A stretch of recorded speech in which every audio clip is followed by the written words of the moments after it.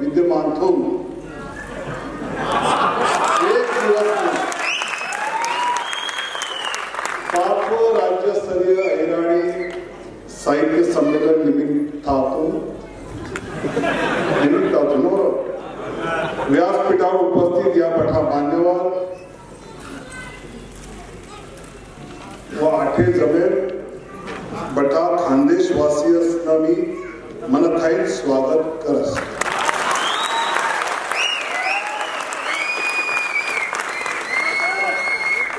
मला सांगा, राज्यातल्या कुठल्या सांस्कृतिक मंत्रालयात इतकी अहिराणी येत होती का?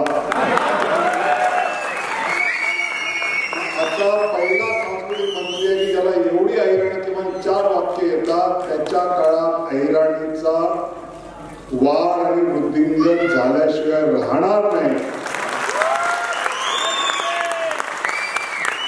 आणि खरंच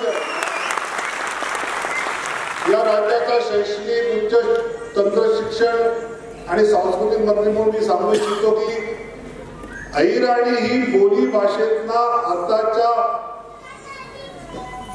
प्रमाण भाषेमध्ये किंवा अभ्यासाच्या भाषेमध्ये अहिराणीला आणण्यासाठी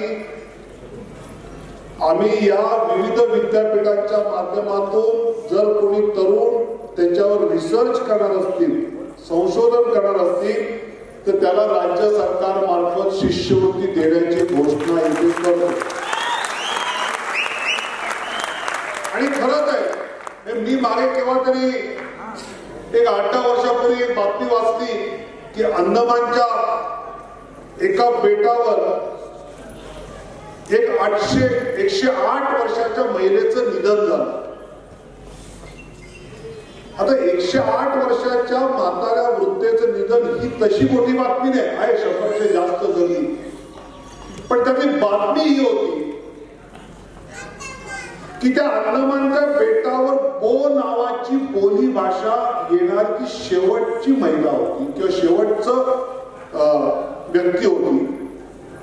आणि तिच्या मृत्यू पावल्यामुळे ती बो नावाची बोली भाषा मृत्यू पावली. मला असं वाटतं की आपल्या देशात, आपल्या राज्यात अशा अनेक विविध बोली भाषा आहेत की ज्या आता हळूहळू आपल्याला पुढे टिकवण्यासाठी विशेष प्रयत्न करावे लागतात. मी प्रामाणिकपणे सांगावं, आता इथे जे बसलेले आहेत त्यांच्या मुलांना अहिराणी भाषा किती येते? कारण शक्यच नाही. आपणच ती, जसं मी आता कोकणातल्या मालवणी, मी केव्हा तरी माझ्या आईशी बोलतो म्हणून मला येते, पण पुढे आता माझ्या मुलीबरोबर तिला ती ऐकताना गोड वाटते. आणि अहिराणी मालवणीत असं की त्यातल्या जरा शिव्या जास्त गोड वाटतात. काय सामने माहिती म्हणजे शिवी दिली असं वाटतच नाही, त्याने प्रेमाने बोलतो असं वाटत. खरं आहे ना? त्यामुळे अहिराणी माणूस भांडतो असं वाटतच नाही, सगळे एकत्र असं वाटतं. पण खरं काय चाललं ते कळतं. पण मी खरं म्हणजे गेल्या वर्षी मला या संमेलनाला बोलवलं होतं, पण मला जमलं नव्हतं.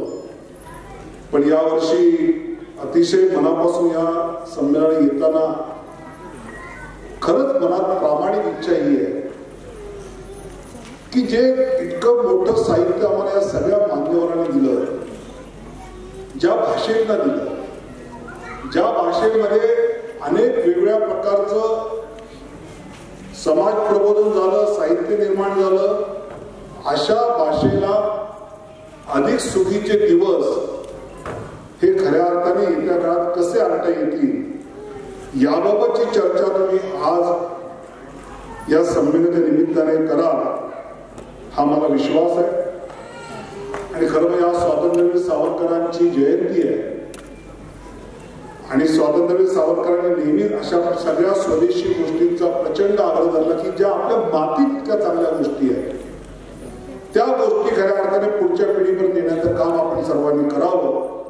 आणि त्यामुळे हे संमेलन केवळ झालं, संमेलनामध्ये चर्चा झाली, संमेलनामध्ये काही सांस्कृतिक कार्यक्रम सादर झाले.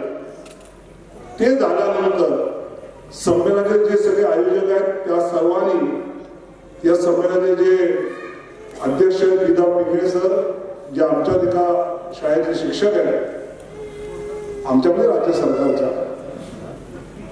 अशा सर्वांनी केव्हा तरी नंदुरबार मुंबईत तुम्ही या आणि खरंच अहिराणी भाषेसाठी पुढच्या काळामध्ये आपण काय करू शकतो याचा आराखडा बनवू आणि अहिराणी भाषेला पुन्हा एकदा अधिक चांगलं करून संपवतो.